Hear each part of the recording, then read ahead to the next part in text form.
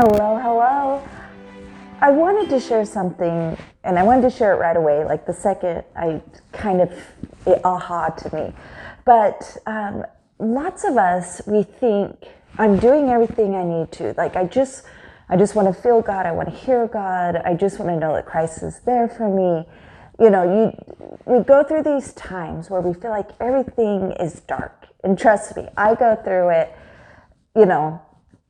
I go through it quite a bit. And so it dawned on me today, I was reading and studying, that sometimes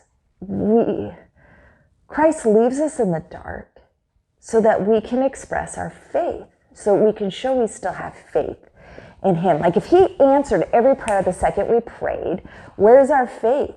If we felt Him constantly with us, again, where's our faith?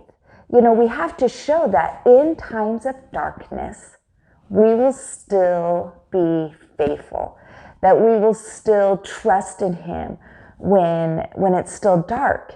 And it took me back to, in the Bible, when Christ comes to Lazarus, and you had Mary and Martha.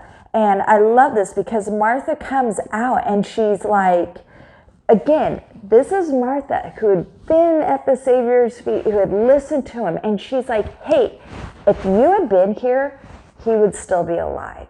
And I thought, and I just, I understand Martha a lot. I understand, and I love that the Bible has her as an example. Because sometimes we do that, right?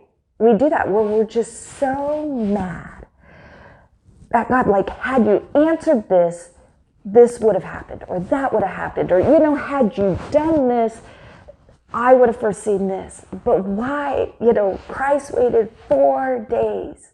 He waited 4 days because He had to wait long enough that they knew it was a miracle, that there was no shadow of a doubt, that they still have faith that He was the Savior of the world, that He could do this.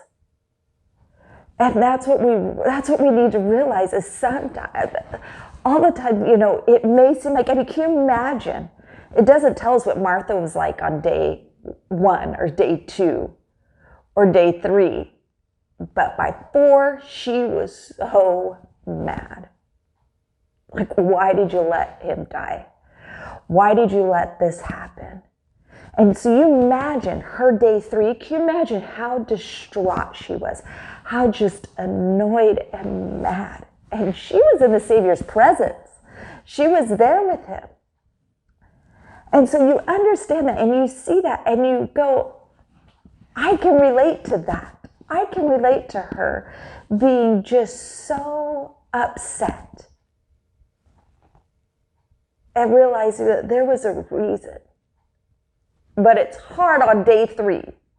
It is so hard on day 3 to realize what's going to happen on day 4.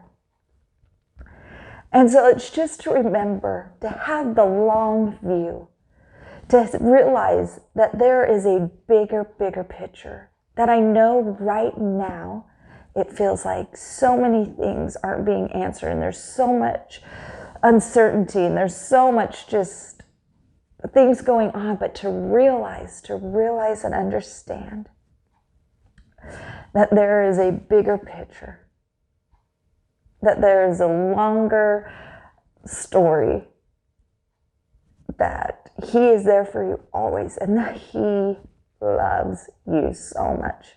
The Savior does. And so try to remember that, and I know it's hard, and this is probably more for me than for anyone else. But we all have our day 3s. We all have the time where we're just done.